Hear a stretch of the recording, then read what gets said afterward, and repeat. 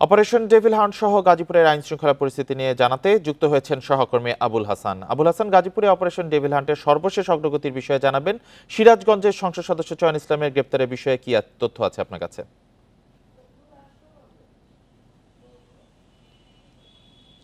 দেখুন, রাত 12টার দিকে শ্রীপুর উপজেলার টেপিরবাড়ি এলাকায় একটি বহুতল ভবনে অভিযান চালায় পুলিশ এবং সেখানে বৈষম্য বিরোধী শিক্ষার্থীদের সংবাদে তারা জানতে পারেন যে সেখানে সিরাজগঞ্জ ৬ আসনের সাবেক এমপি চয়ন ইসলাম আত্মগোপনে আছেন এবং সেই ভবনটিতে তিনি গত 2 মাস ধরে আত্মগোপনে ছিলেন। এই খবরে কিন্তু পুলিশ সেখানে অভিযান চালায় এবং রাতে তাকে গ্রেপ্তার করে। এবং আমরা যেটি জেনেছি যে চয়ন ইসলামের বিরুদ্ধে চাঁদাবাজি সহ বেশ কিছু মামলা রয়েছে এবং তিনি সাবেক সংসদ সদস্য ছিলেন, আওয়ামী লীগ মনোনীত, এবং তিনি এই বৈষম্য বিরোধী যে সরকার আন্দোলনের পর যখন নতুন সরকার গঠন হয় তারপর থেকে তিনি কিন্তু বিভিন্ন সময় আত্মগোপনে চলে যান এবং এক পর্যায়ে তিনি শ্রীপুরে গত 2 মাস ধরে অবস্থান করছিলেন।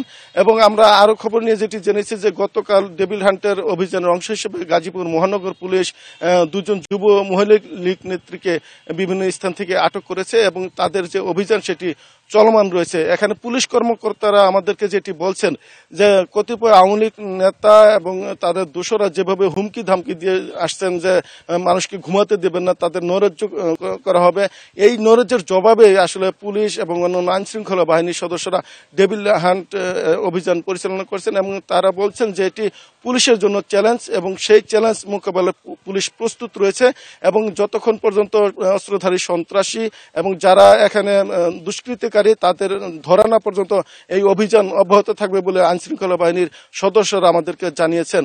এবং এই যে পুলিশের পক্ষ থেকে বলা হয়েছে, পুলিশ কমিশনার বলেছেন যে অবৈধ অস্ত্রের মজুদ করছে সন্ত্রাসীরা। সেক্ষেত্রে এখন পর্যন্ত কোনো অবৈধ অস্ত্র উদ্ধার হয়েছে কিনা, কোনো তথ্য আছে কিনা এই বিষয়ে?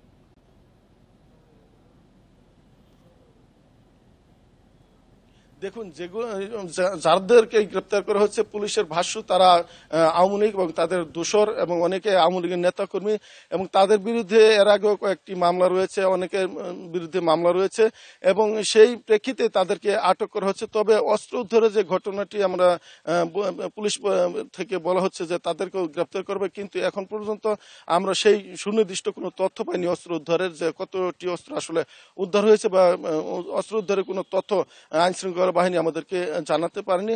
তবে যাদেরকে গ্রেপ্তার করেছে আপনি জানেন যে গতকাল 65 জনকে গ্রেপ্তার করা হয়েছিল এবং তাদেরকে আদালতে মাধ্যমে কারাগারে পাঠানো হয়েছে। আজকেও কিন্তু সেই অভিযান ছিল এবং একজন সংসদ সদস্য চয়ন ইসলাম সহ যুব মহিলা লীগের 2জন নেত্রীকে আটক করা হয়েছে, এই তথ্য আমাদের কাছে রয়েছে। এবং পরবর্তীতে আইন শৃঙ্খলা বাহিনী গতকালে যে তথ্য, সেই হালনাগাদ তথ্য আমাদেরকে দিবেন, সেই আলোকে আমরা তখন আপনাদের মাধ্যমে দেশবাসীকে জানাতে পারবো যে আসলে কতজন পরবর্তীতে গ্রেপ্তার হয়েছেন বা তাদের কাছ থেকে কোনো অস্ত্র উদ্ধার হয়েছে কিনা। গাজীপুর থেকে অপারেশন ডেভিল হান্টের অগ্রগতির সর্বশেষ খবর জানাচ্ছিলেন সহকর্মী আবুল হাসান।